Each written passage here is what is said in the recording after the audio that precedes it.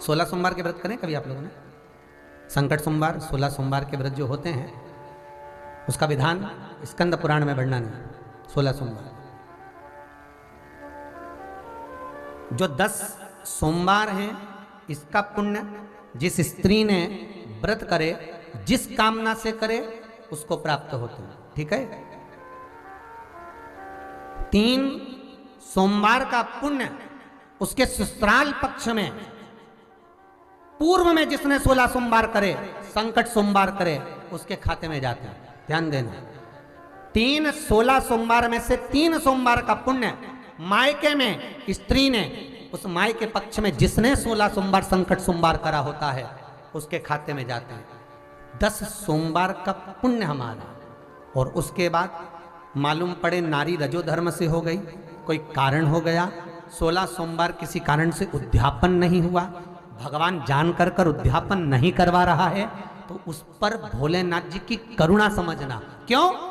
10 सोमवार का पुण्य केवल तुम्हारे खाते में है, और जो 6 सोमवार हैं वो दूसरे के खाते में चले गए। अब भोलेनाथ चाहता है कि इसका कोटा पूरा कर दूं, क्योंकि इसकी मनोकामना पूरी होना है, तो बाबा कैसे ना कैसे करके सोमवार के व्रत बढ़वा देता है। कहीं कोई कारण अड़ गया, कहीं कोई कारण अड़ गया, तो उद्यापन नहीं हुआ, तो कई लोग पीछे उद्यापन नहीं हो पा रहा, मतोन तो नहीं हो रहा, बाबा जब कराए जब करना, बस हो जाए गुरुजी। हमने पूछा क्यों? बस बेलपत्री के करे हैं। तो हमने कहा भोलेनाथ जी आया था कहने के लिए कि बेलपत्री के करो? भोलेनाथ जी ने तो ये कहा था 16 सोमवार करो, संकट सोमवार करो, पर बाबा कहता है प्रेम से स्नेह बस जो तुमसे बने, जब तक बने तब करो। नहीं तो हमारे यहाँ तो शिव महापुराण, विष्णु पुराण कहती है, श्रीमद वल्लभाचार्य जी वर्णन करते हैं, मेरे वल्लभ कहते हैं कि वल्लभ कुल की एकादशी करो, भले बकरी जैसे चरो, पर एकादशी करो। हमारे यहाँ तो शास्त्र कहता है एकादशी का व्रत भी करो तो मुंह उतार के मत करो रे। कोई फूल अगर मुरझा जाता है तो भगवान को नहीं दिया जाता, कोई फल बेकार हो जाता है भगवान को नहीं दिया जाता। तुम्हारे व्रत वाले दिन तुम्हारा मुंह उतरा रहेगा तो भगवान उसको स्वीकार करेगा। इसलिए बकरी जैसे चरो और एकादशी करो। जेब में भर लो मूंगफली का दाना, काजू इधर, मूंगफली का दाना इधर, खिचड़ी भी बना लो, मोरधन भी बना लो, चिप्स तल लो, पापड़ तल लो, और जो पपीता सेव फल केला जो जो है सब लिया, फ्रिज पे, वॉशिंग मशीन पे, कूलर पे, सब दूर धर दो, जहाँ से निकलो मई चरो, पर एकादशी करो। भूखे ना रहिए। मालूम पड़े भूखे रह गए, पति के लिए रोटी खा ले, एकादशी कुछ नहीं खाएगी, सुबह आधा किलो दूध की रबड़ी बना के खा ली, तो पति मन में सोचा फिर भी आवाज नहीं निकल रही, फिर अभी क्या खाएगी? खिचड़ी बनाई है और बादाम तल ली थोड़ी सी, और आधा किलो पपीता रखा था वो कतर लिया, और थोड़ा सा रायता बनाया बादाम का, अच्छा ठीक है, और चिप्स तल ली, और आलू भी तले हैं, ठीक है। फिर शाम को मोरधन की खीर और सेव फल, चीकू और आगरे का पेठा और राजगिरा की पूड़ी, ठीक है।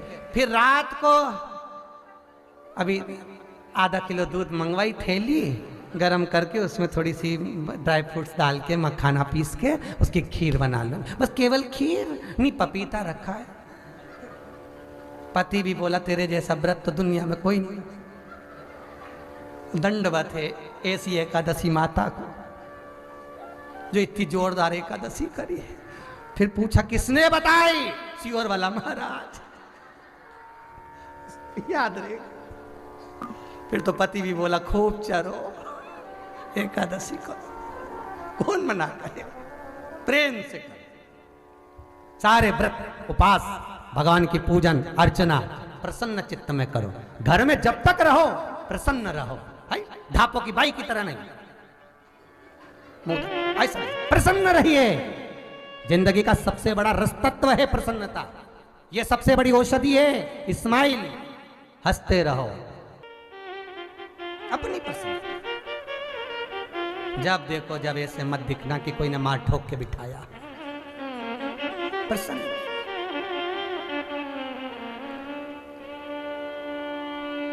महाराज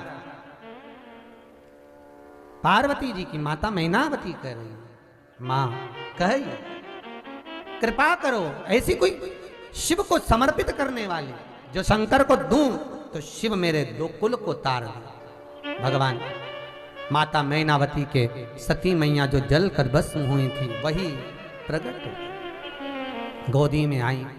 देव ऋषि नारद ने भाग्य बता दिया, इसको जो पति मिलेगा भस्मी रमाने वाला, जटाजूट बांधने वाला, ऐसा वैसा सब बता दिया। मैनावती सोची अब बताओ क्या करे, हिमालय राज ने तो कह दिया बेटी नहीं ब्याऊंगा, इतना दुख है भाग्य में तो काय को बेटी ब्याऊंगा। इतने में देव ऋषि नारद बोले सारे अवगुणों की खान एक गुणवान है, कौन? तो के शंकर, उसी को बेटी ब्याह दो। पार्वती ने सुन लिया, बस शिव की आराधना करना। पार्वती अकेली ने नहीं सुना, नारद जी के वचन गंगा ने भी